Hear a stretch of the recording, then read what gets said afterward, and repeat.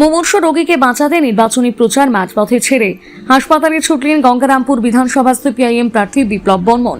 হাসপাতালে পৌঁছে অসুস্থ রোগীর প্রাণ বাঁচাতে রক্তদান করলেন তিনি। রবিবার দুপুর নাগাদ এই মানবিক দৃশ্য দেখে উপস্থিত অনেকেই অভিভূত হয়ে পড়েন। জানা গেছে, বংশীহারি ব্লকের কুশকারি গ্রামের বাসিন্দা থ্যালাসেমিয়া আক্রান্ত রোগী আজমা বিবি রক্তের অভাবে গুরুতর অসুস্থ হয়ে গঙ্গারামপুর হাসপাতালে ভর্তি হয়েছেন। কিন্তু প্রয়োজনীয় রক্তের যোগান না থাকায় সমস্যায় পড়েছিলেন পরিবারের সদস্যরা। এই খবর প্রার্থীর কানে পৌঁছতে আর দেরি না করে প্রচার সেরে সরাসরি হাসপাতালে পৌঁছে যান বিপ্লব বর্মন এবং নিজেই রক্তদান করেন। রক্তদান শেষে সংবাদ মাধ্যমের মুখোমুখি হয়ে তিনি বলেন, মমতার খাতিরে প্রত্যেক যুবক যুবতীরই রক্তদানে এগিয়ে আসা উচিত। গঙ্গারামপুরের 10 নম্বর ও 11 নম্বর ওয়ার্ডের প্রচারে ছিলাম। সেই সময় আমার কাছে ফোন আসে যে বংশীহারি ব্লকের কুশকারির একজন আসমা বিবি নামে এক রোগী, তিনি কালদিঘি হসপিটালে ভর্তি আছেন, তার জরুরি ভিত্তিতে রক্তের প্রয়োজন, কিন্তু একজন ডোনার ছাড়া সেখানে রক্ত পাওয়া যাবে না।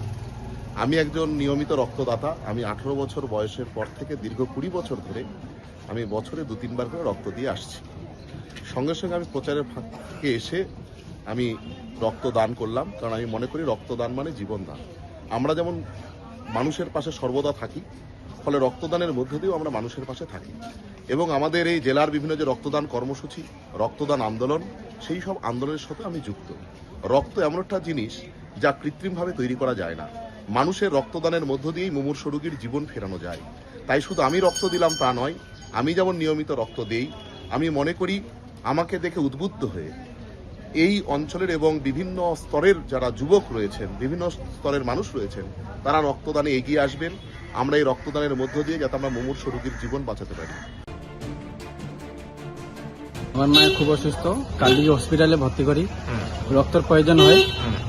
সে রক্তর ইয়েতে যাই আমি, সেখানে রক্ত বলে নাই, ডোনেট করলো আমাদের গঙ্গারামপুর বিধানসভার সিপিএম পার্টির বিপ্লব বর্মন।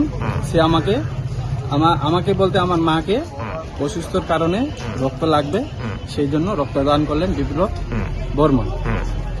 এখন খুব ভালো লাগছে।